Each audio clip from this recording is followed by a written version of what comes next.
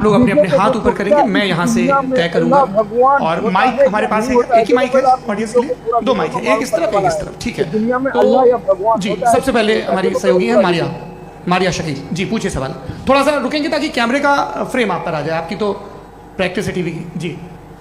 नदवी साहब, मैं खुदा को मानती हूँ, पहले मैं इसी प्रमाइश से शुरू कर रही हूँ और ये बता रही हूँ, मैं मानती हूँ, लेकिन कुछ सवाल हैं कि जावेद साहब ने उठाया, उसका जवाब आपको देना चाहिए।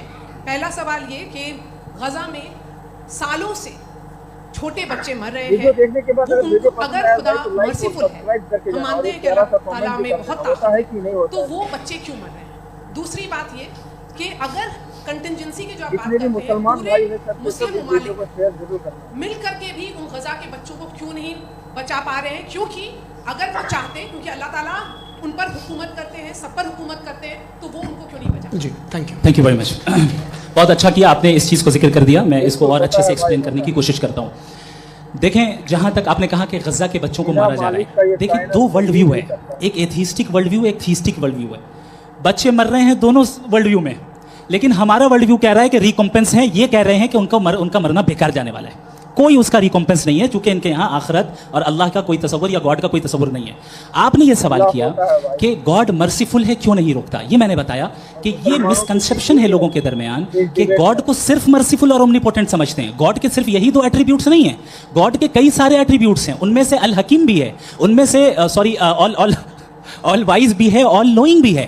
लिहाजा अगर इस दुनिया में किसी को तकलीफ आ रही है और गॉड उसको नहीं रोक रहा है, वो इसलिए नहीं रोक रहा है क्योंकि इंसानों को फ्री विल दिया गया है। ठीक इसी तरीके से अगर एक डॉक्टर किसी छोटे बच्चे को इंजेक्शन लगा रहा है, उसे तकलीफ पहुंच रही है, उसके लिमिटेड पर्सपेक्टिव के एतबार से ये गलत हो रहा है और डॉक्टर बुरा है। लेकिन जब आप ब्रॉडर पिक्चर को देखेंगी, आपके और हमारे पास सिर्फ एक पिक्सल है, हमें इतना नजर आ रहा है कि गजा में कत्ल हो रहा है, लेकिन इसके पीछे कितना रिकॉम्पेंस उनको मिलने वाला है, पूरा पिक्चर गॉड के पास है। तो एक पिक्सल से आप पूरे पिक्चर को कभी भी जज नहीं कर सकती। आप इसमें कुछ जोड़ना चाहेंगे? आपको कुछ बोलना है इसमें?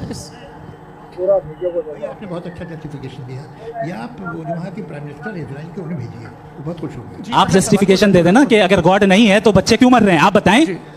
वो ये सवाल पूछ रहे हैं कि अगर आप ईश्वर का अस्तित्व नहीं मानते हैं तो उन बच्चों की मौत को आप कैसे इंटरप्रेट करते हैं?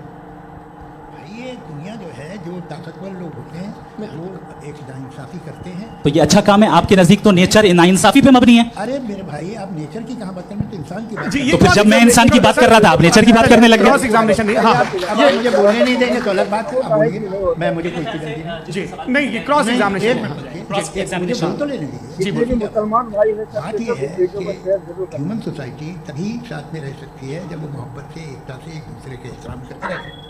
इसके अलावा पॉसिबल नहीं, अकेले तो इंसान रह नहीं सकता। वहाँ पर कुछ लोग हैं जो फाउल करते हैं, वो फाउल हमेशा की तारीख में होता है। आज ये हो रहा है, जो हो रहा है बहुत बुरा हो रहा है, बहुत जालिमाना है, बहुत जाबराना है। उसको आप कहें कि बच्चों को कॉम्पनसेशन मिल जाएगा या इसकी इंजेक्शन है, इंजेक्शन तो हेल्थ के लिए दिया जाता है। आप ये कह रहे हैं कि ये बच्चों की जो धज्जियाँ उड़ रही हैं ये इंजेक्शन है, ये टेस्ट है, ये टेस्ट है और उस टेस्ट में उनको ऐसा रिकॉम्पेंस मिलेगा जो आपके तस्वुर के बाहर है। ये आप 3 बरस के बच्चे को बारूद से उड़ा के टेस्ट ले रहे हैं? वाह, वो नहीं ले रहा है, खुदा नहीं उड़ा रहा है, इजराइल उड़ा रहा है। उसको कंडेम करें। अगला सवाल